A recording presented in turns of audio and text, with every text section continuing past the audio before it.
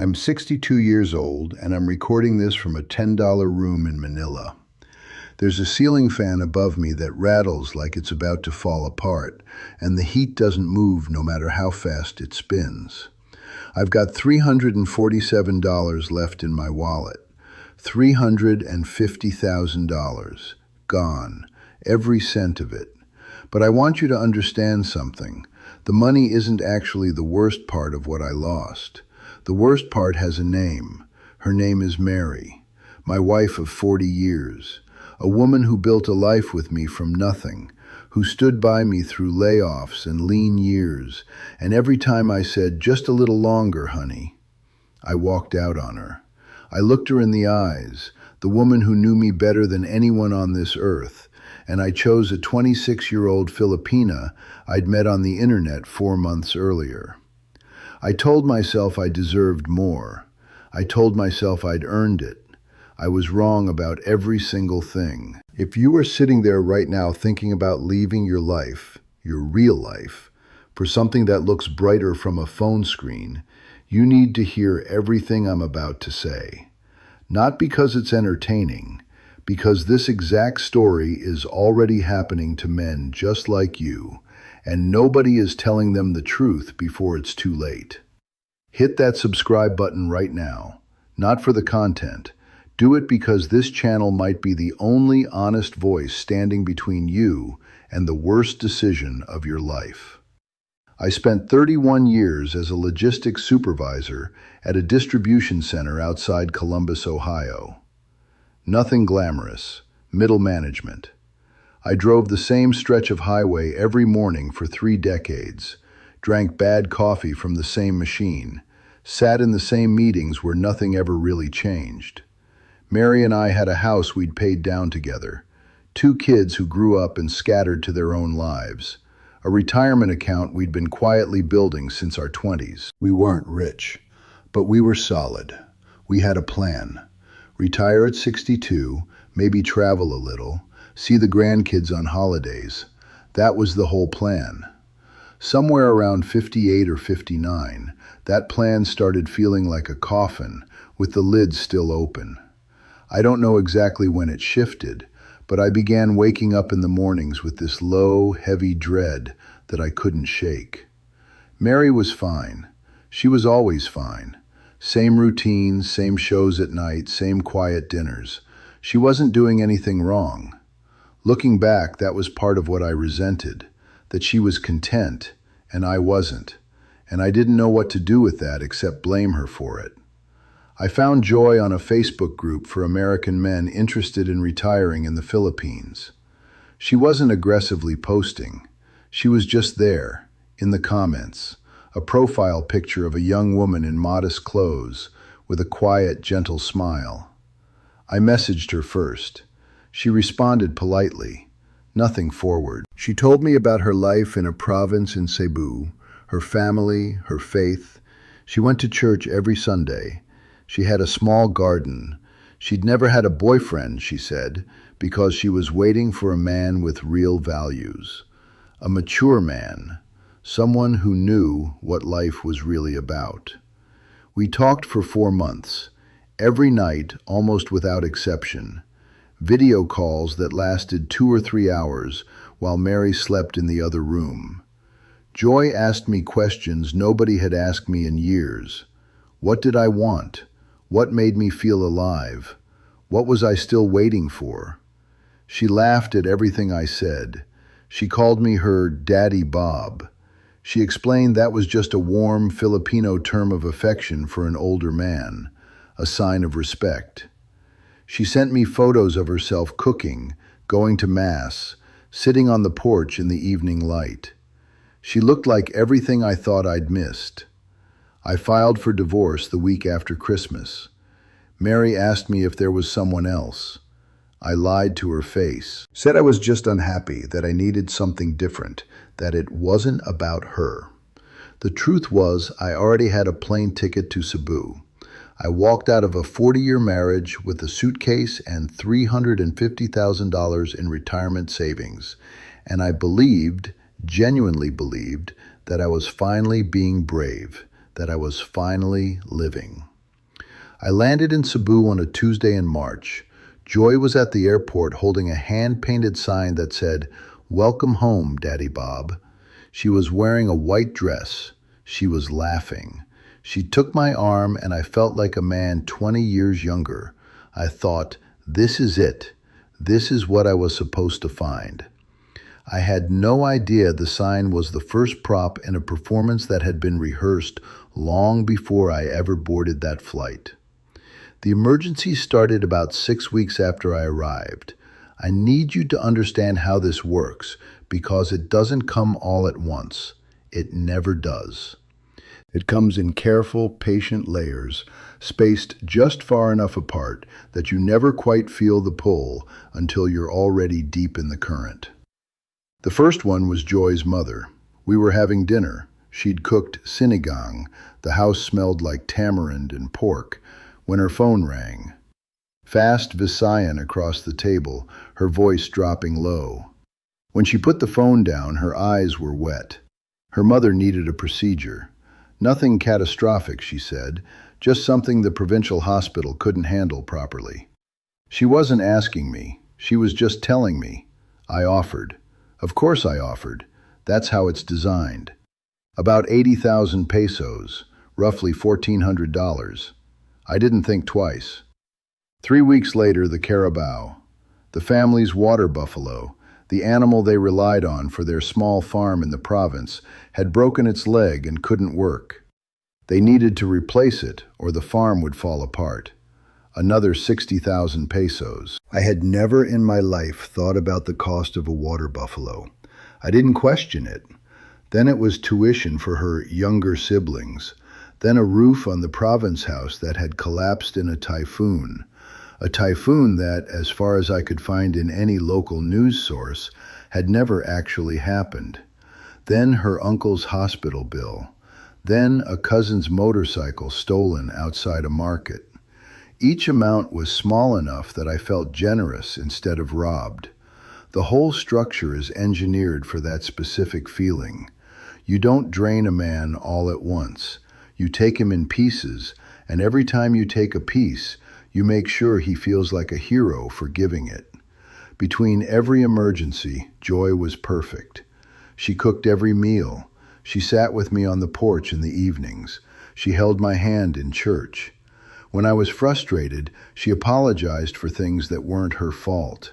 She made me feel like the most important man in any room we walked into together. When we went to the market, when we rode the jeepney to the mall, when we sat together at Sunday Mass, she treated me like I was worth something.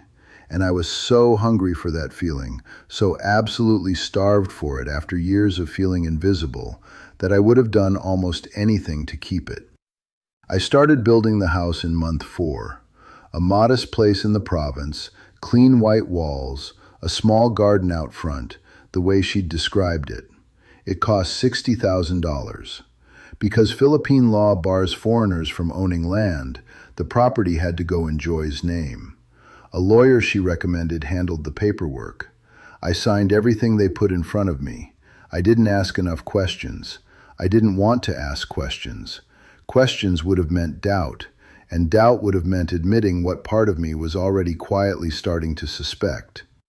I want you to sit with that for a moment. I put the deed to a $60,000 house in the name of a woman I'd known for 7 months, a woman I'd met in a Facebook comment section, and I thought that was love. One emergency stays with me. Her youngest brother got into a motorcycle accident 2 provinces away. The hospital needed upfront payment before they'd treat him. It was a Saturday night. She was on the phone, crying, pacing the kitchen. The amount was 120,000 pesos, about $2,000. I wired it within the hour. She grabbed my face in both hands when I got back and said I was the best man she had ever known. I remember standing in that kitchen, feeling like I was exactly where I was supposed to be. That brother, I never met him, not once in 11 months. Every time I asked to visit, there was always a reason it wasn't a good time.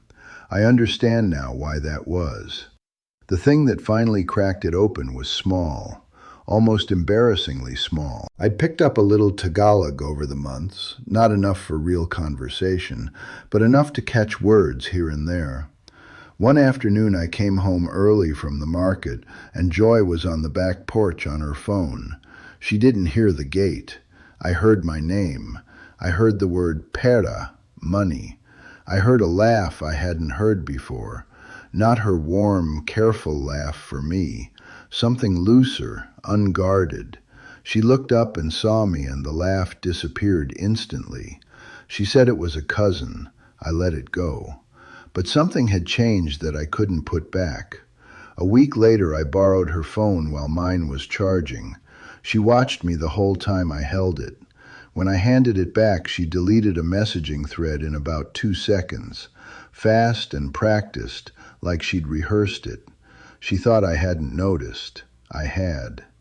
I reached out to a man whose name I'd found on an expat forum, a local investigator, reliable, $200 for a week's work. I kept everything normal with Joy while he followed her. 9 days later, he gave me photographs and a summary. She had a boyfriend, Filipino, about her age. He picked her up on a motorcycle 2 or 3 times a week on the days she told me she was visiting her family or going to the market. According to the investigator, they had been together since well before Joy ever replied to my first Facebook message.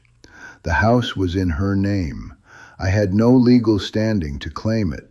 Over 11 months, I had transferred, in small, careful pieces, somewhere around $180,000 to her and her family, for emergencies that ranged from real to completely invented.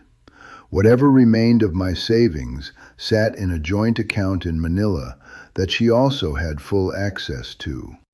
When I confronted her at the kitchen table, in the house I'd built, in the home I thought we shared, she didn't deny it. She just looked at me with those same quiet eyes and said I'd misunderstood everything, that I was paranoid, that I was old and jealous. She said it calmly, the way someone says something they have rehearsed. I told her I was closing the joint account and getting a lawyer about the house. She nodded. Then she picked up her phone. 2 men arrived the following morning with paperwork I couldn't fully read. The same lawyer who'd filed the house documents explained it to me quietly. Joy had filed a VAWC complaint, violence against women and children, psychological and emotional abuse. Under Philippine law, I could be arrested on that charge and held for months in a Manila detention facility while the case worked through the courts. He told me what jails in Manila were like. He didn't embellish. He didn't need to. There was a release document. I would surrender all claims to the house, relinquish my access to the joint account, and acknowledge a debt of 500,000 pesos in moral damages. I signed it. I was 62 years old, and I was alone, and I had no one to call. That was 14 months ago. I'm still here in Manila because I don't have anywhere else to go. The $10 room, the ceiling fan, the foam mattress. My Social Security comes to about $1,300 a month. After rent and food and a phone, there's almost nothing left. I am not going back to Columbus. Not because I can't get a flight, because there is nothing to go back to. I burned all of it. I want to talk to you about Mary for a minute. Not Joy, Mary. Mary wasn't exciting. She wasn't young. She wasn't going to call me Daddy Bob and ask me what I dreamed about at night. She was just steady, real. She sat with me in the emergency room in 2011 when my chest started doing something wrong, and she held my hand the entire night without once making it about herself. She made Thanksgiving dinner every year for 3 decades, not because anyone asked her to, but because that's who she was. She knew my bad moods and my weaknesses, and my tendency to blame other people for my own restlessness. And she stayed anyway. For 40 years, she stayed. I threw that away. I told myself it was her fault I felt invisible. I used that as permission to take every dollar we'd built together across 4 decades and hand it to a woman who had been running a scam since before she ever said my name. And now Mary has moved on, I heard through my daughter, and my kids barely pick up when I call. And I'm sitting here with $347 and a rattling fan and nothing but time to think about the choices I made. Here is what I need you to hear, man to man. If there is a woman at home, an imperfect, real, human woman who knows you and stays anyway, that is not something you walk away from because a camera-filtered younger face on a phone screen makes you feel alive for a few months. That electricity you feel over a video call, it is manufactured. It is produced by someone who has studied exactly what a man like you needs to feel, and they are giving it to you on purpose, in controlled doses, to keep you moving toward their goal. It is not love. It is the most expensive illusion you will ever buy. I cannot get Mary back. I cannot get 40 years back. I cannot get $1 back. What I can do is sit here and talk to you honestly so that maybe you close that video call and call your wife instead. Or at minimum, so you understand exactly what you're walking into before you sign anything, move anything, or tell yourself you deserve something better. There's one more thing I want to say and then I'm done. I have 2 children, a son in Denver and a daughter in Portland. They tried to warn me before I left. My son called me twice in the weeks before I flew out, asking me to slow down, to wait, to think about what I was doing to the family. I told him he didn't understand what I needed. My daughter stopped calling after the 3rd month in Cebu. I understand why now. They watched me blow up their mother's life for a woman half their age on the other side of the world, and they were right about everything they didn't quite say to my face. I haven't spoken to my son in 7 months. My daughter sends a text on my birthday. That's the full extent of what I have left of my family. The money is gone, Mary is gone, my kids are essentially gone. I traded all of that for a hand-painted airport sign and 11 months of someone else's performance. Subscribe, not for entertainment. Subscribe because you still have something worth protecting, and this channel is one of the only places where someone will tell you the truth while there's still time.